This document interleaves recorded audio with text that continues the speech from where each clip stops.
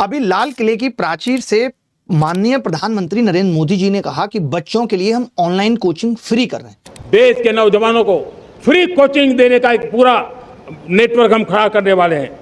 मैं आपको बता दूं, इससे पहले उत्तर प्रदेश में भी एक अभ्युदय योजना आती थी जो IIT JEE और नीट के बच्चों को फ्री कोचिंग करा रही थी। आप में से मैक्सिमम लोगों को पता भी नहीं होगा।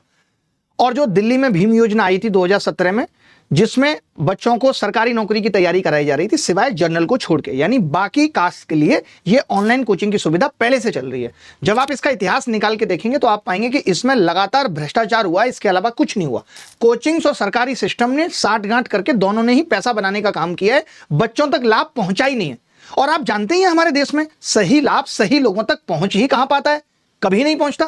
आपको नहीं लगता कि नरेंद्र मोदी साहब को अगर ये लाभ बच्चों तक डायरेक्ट पहुंचाना था तो उनको फॉर्म फीस खत्म कर देनी चाहिए थी? एक बच्चा 400-500 रुपए लगा के रेलवे का फॉर्म भरता है, 100 रुपए लगा के SSC का फॉर्म भरता है, नीट का फॉर्म है या किसी और एग्जाम के फॉर्म की फीस तो हजार रुपए तक है। क्या वो ये खत्म नहीं कर सकते थे? क्या ये जो आप देखते हैं कि गलत क्वेश्चन पूछ करके नीट के एग्जाम में बच्चों से 250 रुपए वसूलना हो, या SSC के एग्जाम में गलत सवाल एक पेपर में 20 तक पूछकर भी हर बच्चे से हर क्वेश्चन के 100 रुपए वसूलना हो, क्या ये गलत नहीं है? अगर ये खत्म कर दिया जाता तो बच्चों तक लाभ डायरेक्ट पहुंच जाता। इसीलिए मैं हमेशा कहता हूं कि सरकार की नीयत पे शक होता है। जब इन्होंने जहां देखा कि यार अब ऑनलाइन कोचिंग के टीचर्स का इन्फ्लुएंस बढ़ रहा है, अब ये पढ़ाने के साथ साथ पेपर लीक पे भी बोल रहे हैं, ये खराब स्कूल व्यवस्था पे भी बोल रहे हैं, तो इनको कैसे चोट की जा सकती है? चलो कोचिंग फ्री कर देते हैं, जबकि इससे चोट कुछ होगी नहीं।